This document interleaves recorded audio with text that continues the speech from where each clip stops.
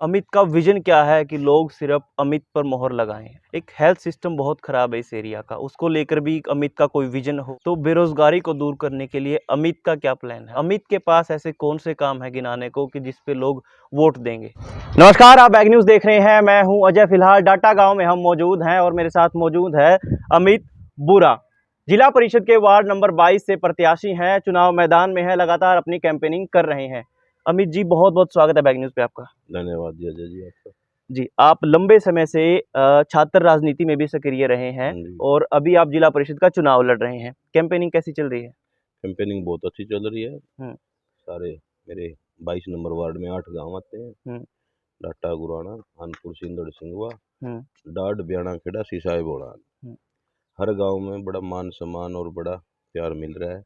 सारे मेरे दादे, मेरे चाचे, ताऊ, मेरी माताएं, बहनें मेरे से भी एक कदम आगे चलकर खुद को अपने आप में अमित मान के चुनाव लड़ने। मुद्दे क्या हैं आपके चुनाव में? मुद्दे तो अनेक होते हैं, लेकिन जो हमारे इन गांव का जो मेन मुद्दा है वो पानी का मुद्दा रहता है। बरसात ज़्यादा होने के कारण हमारे एरिए में, जैसे हमारा गांव गुराना है, खानपुर, सिंदड़ और सिंगवा, 4 गांव लगातार 2-3 साल से पानी की चपेट में बहुत ज़्यादा आ रहे हैं। तो गांव गुराना का सरकार ने टेंडर भी कर दिया 4.5 करोड़ रुपए का, और वो काम भी पूरा हो चुका है। अब सिंदड़ का, खानपुर का और सिंगवा के एस्टीमेट बन चुके हैं और जनवरी फरवरी तक इस समस्या का परमानेंट हल शायद निकल जाएगा। ठीक है, काम पूरे होने के बाद। ठीक है। पानी के अलावा और भी कई सारी समस्याएं हैं आपके इलाके में। पानी की निकासी की एक बहुत बड़ी दिक्कत है। पानी की निकासी के लिए ही ये प्रबंध किए गए हैं जो सरकार ने किया है। जैसे गांव गुराना में किया है, 4.5 करोड़ का टेंडर निकाल के 16 इंची पाइप से ब्रांच के अंदर पानी डाला जाएगा, पंप हाउस के बना के। अमित का विजन क्या है कि लोग सिर्फ अमित पर मोहर लगाएं? मतलब अमित ही विकल्प क्यों है लोगों के लिए? विकल्प की बात रही, मैंने छात्र राजनीति से 2006 से इंसो में काम किया। डॉक्टर अजय सिंह चौटाला जी की उंगली पकड़ के मैं राजनीति में आया था। छात्र हितों की लड़ाई मैंने लड़ी है, युवाओं की लड़ाई मैंने लड़ी है, चाहे वो कॉलेज की हो, चाहे वो यूनिवर्सिटी की हो। छात्र हितों की आवाज़ मैंने निरंतर बुलंद की है। चाहे वो हरियाणा में विधानसभा के घेराव की बात हो, चाहे वो संसद के घेराव की बात हो, चाहे वो किसी भी सीएम के आवास की घेराव की बात हो, चाहे वो छात्र संघ चुनाव बहाली की मांग हो। निरंतर छात्रों के बीच में, युवाओं के बीच में रह के उनकी आवाज़ को मैंने हमेशा बुलंद किया है। एक हेल्थ सिस्टम बहुत खराब है इस एरिया का, उसको लेकर भी अमित का कोई विजन हो कि भविष्य में मैं इसी चीज़ पर काम करूंगा। आज हेल्थ का भी है, लेकिन जो मेन मुद्दा है वो युवाओं में बेरोजगारी का है। आज हर युवा दर दर की ठोकरें खाने पे मजबूर है। बेरोजगारी बहुत ज़्यादा हो चुकी है। और हमारे देहात के अंदर एक सच्चाई है, वो थोड़ी कड़वी भी है, कि हर आदमी एक चीज़ के पीछे भागा हुआ है, मुझे डीसी रेट मिल जाए, डीसी रेट मिल जाए। प्राइवेट सेक्टर में बालक, हमारे बच्चे जो हैं बहुत कम जाने की कोशिश करते हैं। प्राइवेट सेक्टरों के अंदर बहुत स्कोप है अगर बच्चे जाएं तो। 10वीं 12वीं किया हुआ बच्चा भी शुरू में जाएगा तो उसको शुरू में सैलरी बहुत कम मिलती है, लेकिन जैसे एक्सपीरियंस होता है, 1-2 साल वो अपने फील्ड में लगाता है, एक्सपीरियंस बेस पे प्राइवेट में बहुत सेक्टर में काम है। तो बेरोजगारी को दूर करने के लिए अमित का क्या प्लान है? आपने बताया कि बड़ी समस्या बेरोजगारी की है। समस्या का जो मैं बता रहा था आपको अजय जी, जेजेपी जननायक जनता पार्टी के मैनिफेस्टो में ये था, दुष्यंत जी ने वादा किया था कि मैं हरियाणा के अंदर 75% आरक्षण में लागू करूंगा प्राइवेट सेक्टर के अंदर।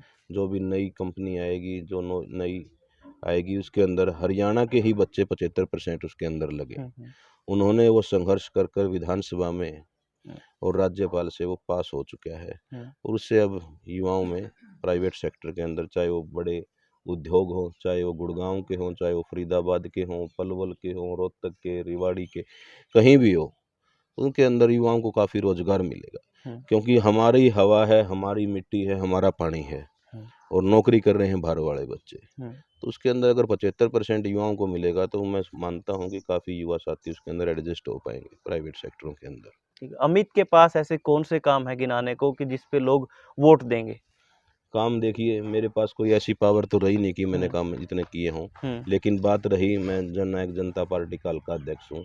लोगों के सुख दुख में मैं खड़ा रहा हूँ। जहाँ जिन्होंने बोला, जिसके साथ बोला, चाहे वो प्रशासन की बात हो, चाहे वो डिप्टी सीएम साहब की बात हो, चाहे पीछे दुष्यंत जी हमारे लोकसभा से सांसद थे, हर साथी से मिलने का काम किया। उनके जितने भी छोटे मोटे काम हमने किए हैं, चाहे वो कोई बात आती है, चाहे वो डीसी रेट की, अनेक साथियों को मैंने रोजगार दिलाने का भी काम किया है।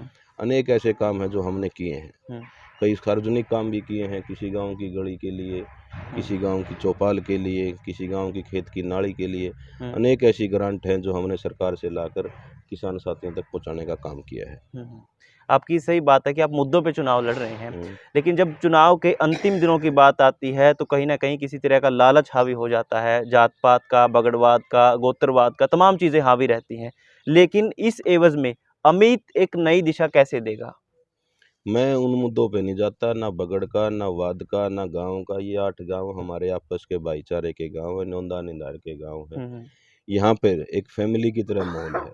हम्म, मैं मेरे हक के वोट मांग रहा हूँ, दूसरा प्रत्याशी वो अपनी मांग रहा है। हम्म, जो चुनाव लड़ता है प्रत्याशी, उसका काम होता है मतदाता के पास जाके वोट की अपील करना। हम्म, जो मतदाता होता है, वोटर होता है, वो अपनी आत्मा से वोट देता है। हम्म, मैं तो जितने और प्रत्याशी हैं उनको भी शुभकामनाएं देता हूँ, उनके उज्जवल भविष्य की मैं कामना करता हूँ। हम्म, वो अपने वोट मांग रहे, मैं अपने वोट मांग रहा हम्म, हूँ। एक और उनसे प्रार्थना ये भी करता हूँ दूसरे प्रत्याशियों से कि चुनाव आते जाते रहेंगे। हम्म, चुनाव इस साल है, फिर आ जाएंगे 5 साल के बाद, लेकिन जो हमारा आपस का भाईचारा, प्यार, प्रेम है, वो हमारा कायम रहना चाहिए। हम्म, सबसे बड़ी चीज़ है हमारा आपस का भाईचारा। हम्म, और मतदाताओं से भी अपील करूंगा, कई लोभ लुभावने, लालच, हम्म, कोई पैसा बांटेगा, कोई शराब बांटेगा, हम्म, उनसे दूर रहकर, हम्म, इन चीज़ों से बचकर, क्योंकि युवा साथियों जो दारू पिलाने वाले हैं आपको लत में डाल के चले जाएंगे। हम्म, दोबारा आपको है ना, हम्म, 22 तारीख को इलेक्शन होएगा, 23 तारीख को वो दोबारा इस क्षेत्र में दिखेंगे नहीं। मैं तो हम्म। यही कहना चाहता हूँ।